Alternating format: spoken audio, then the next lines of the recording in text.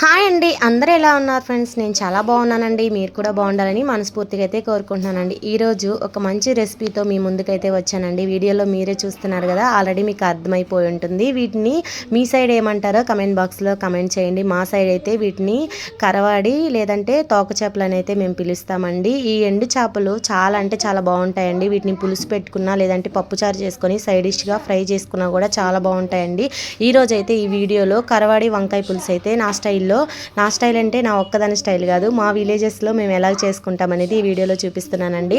ఈ కరవాడిని చిన్న చిన్న ముక్కలుగా కట్ చేసుకొని వేడి నీళ్ళలో కానీ చన్నీళ్ళలో కానీ ఒక 5 నిమిషాలు నానబెట్టుకొని శుభ్రంగా కడుక్కోవాలి. తర్వాత ఒక పాత్ర తీసుకొని అందులో వేసుకొని చేప ముక్కలన్నీ, అందులోకే ఆనియను ఇంకా టమాటా ముక్కలు, అలాగే కట్ చేసి పెట్టుకున్నటువంటి ఉప్పు నీళ్ళలో నానబెట్టుకున్న వంకాయ ముక్కలు, అలాగే ఉప్పు పసుపు తగినంత కారము, అలాగే కొంచెం కరివేపాకు, అలాగే 2-3 పచ్చిమిర్చి, ఇంకా కొంచెం నూనె వేసుకొని అంతా బాగా మిక్స్ చేసుకోవాలండి. తర్వాత ఈ చేపల పులుసులోకి ముందుగానే చింతపండు అయితే నానబెట్టుకోవాలి. మీరు పులుపుగా తింటారా లేదంటే పులుపు తక్కువగా తింటారా అనే దాన్ని బట్టి చింతపండు నానబెట్టుకోవాలి.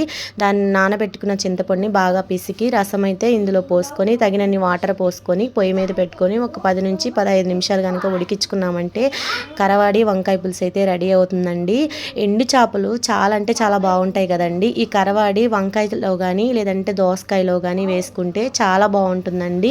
ఇంకా ఫ్రై చేసుకున్నా కూడా చాలా బాగుంటుంది. ఇందులోకి లాస్ట్లో దించుకునే ముందుగా ఆవాలు, జీలకర్ర, మెంతులు ఈ 3 వేయించుకొని పొడి అయితే చేసి పెట్టుకుంటానండి. నేను ఎప్పుడు కూడా చేపల కూరలో వేసుకునే దానికి ఆ పొడిని కనుక వేసుకొని కొంచెం ఒక 10 నిమిషాలు ఉడికించుకొని లాస్ట్లో కొత్తిమీర చల్లుకొని దించుకున్నామంటే వేడి వేడి వంకాయ కరవాడి పులుసు అయితే రెడీ అవుతుందండి. మా వారికి అయితే ఎండు చేపలు అన్నింటిలోకి ఈ కరవాడి వంకాయ పులుసు అంటే చాలా ఇష్టం అండి. నాకు కూడా చాలా ఇష్టము.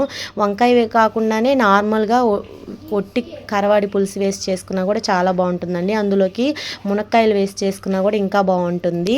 ఎండు చేపల్లోకి మెత్తాలు, కరవాడి ఇంకా కొన్ని రకాల చేపలు అయితే ఉన్నాయండి. వాటి పేర్లు అయితే నాకు తెలియదు. చాలా బాగుంటాయండి అవి.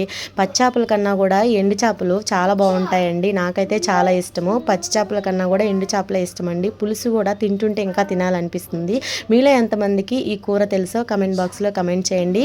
ఇంకా ఎవరైనా ఇంతకుముందు ఈ కూరని ట్రై చేయకుండా ఉంటే ఒకసారి ట్రై చేయండి. మీరే అంటారు ఒకసారి తిన్నాక మళ్ళీ మళ్ళీ తినాలి అనిపిస్తుందని. అంత బాగుంటుందండి వేడి వేడి అన్నంలోకి వేసుకొని కనుక తింటే.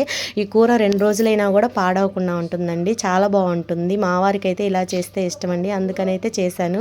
ఇంకా చేస్తూ చేస్తూ వీడియో కూడా తీసానండి మీ అందరికీ చూపిద్దామని. ఎలా ఉంది, మీకు నచ్చిందా? నచ్చితే ప్లీజ్ లైక్ చేయండి. అలాగే మన ఛానల్ని సబ్స్క్రైబ్ చేసుకోండి. మన ఛానల్లో ఇలాంటి మరిన్ని కుకింగ్ వీడియోస్ ముందు ముందు చాలా వస్తాయండి. ప్లీజ్ సపోర్ట్ చేయండి. ఓకేనా? బాయ్.